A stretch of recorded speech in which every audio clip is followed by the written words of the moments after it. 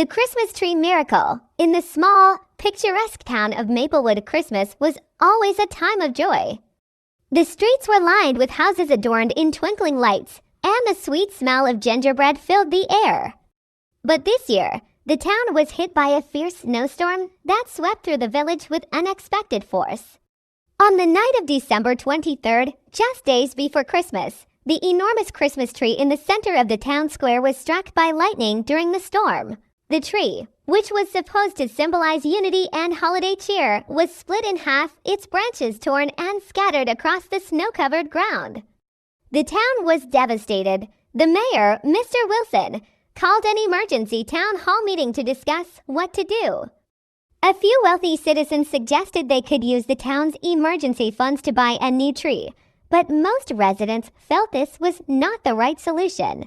The town had already faced financial struggles throughout the year, and the storm had left many homes damaged. It seemed impossible to replace the tree or fix the damage in such a short amount of time. As the meeting went on, the mood grew heavier. It was hard for anyone to imagine Christmas without the towering tree that everyone had worked so hard to decorate every year. There was silence, and many heads hung low in despair. Among the crowd was a young girl named Sarah. Sarah loved Christmas more than anything. Her father was a carpenter, and every year he would carve beautiful ornaments for the town's tree. Sarah had helped her father decorate it since she was little. But this year, her father had passed away, and the thought of losing their town's Christmas spirit made her heart ache. Among the crowd was a young girl named Sarah. Sarah loved Christmas more than anything. Her father was a carpenter, and every year he would carve beautiful ornaments for the town's tree. Sarah had helped her father decorate it since she was little. But this year, her father had passed away, and the thought of losing their town's Christmas spirit made her heart ache. As she looked around the room, something stirred inside her. She stood up quietly, her hands trembling slightly, and asked for permission to speak. Mr. Wilson nodded, and the room fell silent. "What if we don't need a giant tree to celebrate?" Sarah asked. "What if, instead of one huge tree, each of us brings something small that reminds us of Christmas? We could create a tree together, with decorations made by everyone in the town." The crowd murmured, unsure if such an idea would work. But Sarah's words had sparked something hope. The mayor, initially skeptical, agreed that it was worth a try. "We'll give it a day. Everyone is welcome to contribute." The next day, townspeople went door to door collecting handmade decorations, old ornaments, candles, and even small trinkets from their homes. Sarah helped her mother make paper snowflakes, and her older brother, Jack, brought out his best Christmas lights. The townspeople gathered at the town square to rebuild the tree, each person adding their own contribution. There was a sense of camaraderie that had been missing for months. The work wasn't perfect, but it was filled with love. By Christmas Eve, the tree was no longer a giant, majestic fir. Instead, it was a patchwork of decorations, some old, some new, some simple, and some elaborate. But as the final touch was added, the people of Maplewood stood in awe. It didn't matter that the tree wasn't perfect or large. What mattered was that the whole town had come together to make something beautiful. When the lights were finally turned on, the tree shimmered with warmth and joy. It wasn't just a tree, it was a symbol of the town's resilience, its unity, and its ability to create something beautiful from adversity. Sarah looked at the tree and smiled, feeling a warmth in her heart. The miracle of Christmas wasn't about having the grandest decorations or the most expensive gifts. It was about the love and togetherness shared by the people who came together during hard times. That was the true magic of Christmas, the end. The gift of time. Every year, Ethan's parents would buy him the latest gadgets for Christmas. Whether it was a smartphone, a gaming console, or a high-end laptop, they always made sure he had the best presents. But this year, something felt different.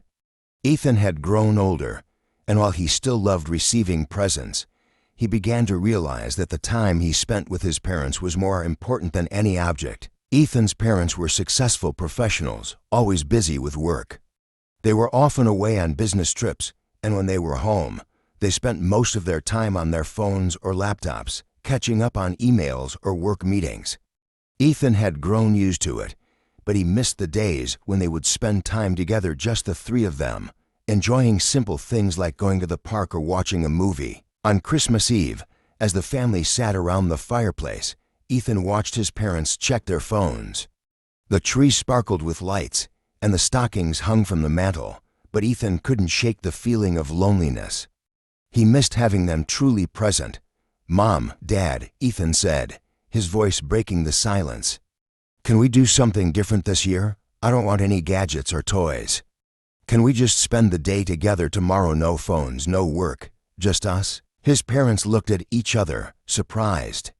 They had always tried to give Ethan the best material things, but they hadn't realized how much he missed their attention. After a moment of thought, they nodded. "Okay, Ethan," his dad said, putting down his phone. "Tomorrow, we'll take a break from everything, just family time." Christmas Day arrived, and the family spent the day together. Instead of opening expensive presents, they went ice skating at the local rink, had a snowball fight in the yard, and built the largest snowman Ethan had ever seen. Afterward, they returned home, made hot cocoa, and watched old Christmas movies together. It wasn't a fancy day, but it was filled with laughter and love. Ethan's parents realized how much they had missed these simple moments, too. They saw how important it was to spend quality time together, away from the distractions of work and technology. That evening, as they sat around the dinner table, Ethan's mother smiled at him. "You were right, Ethan. This was the best gift we could have received this Christmas." Ethan smiled back. "I don't need anything more. This time with you is the best present ever." As they enjoyed their meal, Ethan felt a sense of fulfillment that no gadget or toy could ever provide.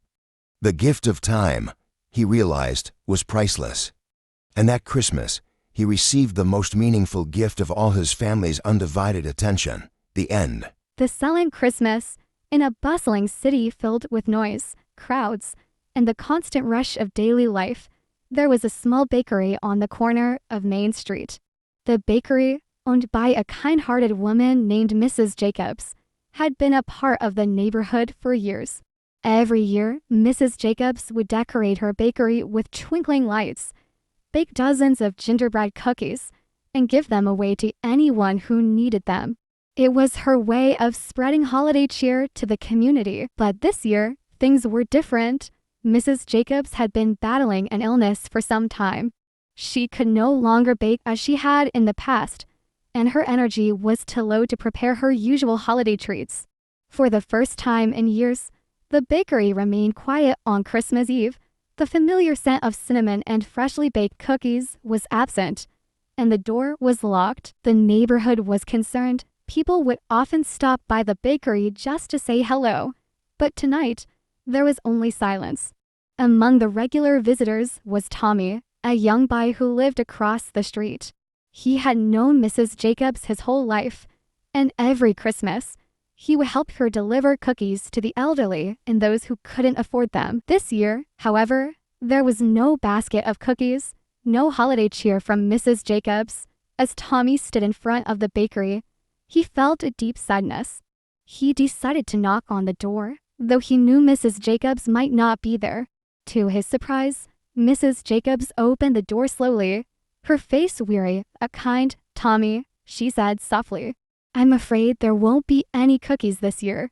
I'm not feeling well." Tommy's heart sank. He had always looked forward to the small gifts of kindness from Mrs. Jacobs. But this year, it seemed like Christmas would be quieter.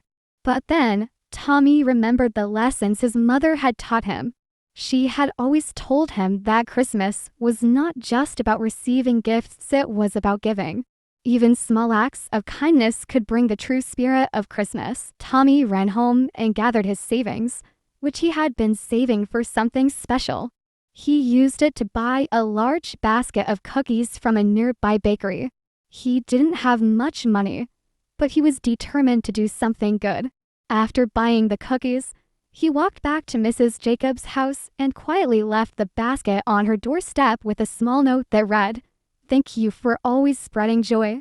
Merry Christmas, from Tommy." The next morning, when Mrs. Jacobs opened her door, she found the basket of cookies. She smiled, tears filling her eyes. She hadn't expected such kindness.